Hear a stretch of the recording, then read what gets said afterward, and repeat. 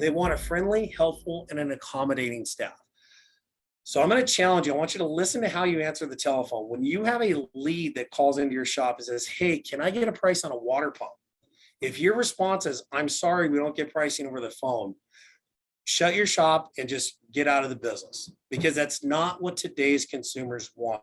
The customer didn't ask you, I need you to help me diagnose my coolant leak. They said, how much would your shop charge me if I needed a water pump? And today's consumers, they want what they want when they want it. And they want to know what your pricing is. They want transparency with pricing. They want to know up front what you're going to charge me to do the service that I think I need. Now, whether I'm right or wrong, as a consumer, I don't care, because I want a price on a water pump. And then I'm going to make my decision because of this.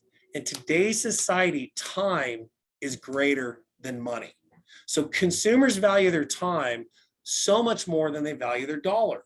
And it's not worth 30 minutes of my life to drive my car across town, drop it off at your shop, let you hold it hostage for a full day, only to quote me a bunch of recommendations and a laundry list of things that I have no interest in, when all I want to do is get a water pump on my car and get back on the road.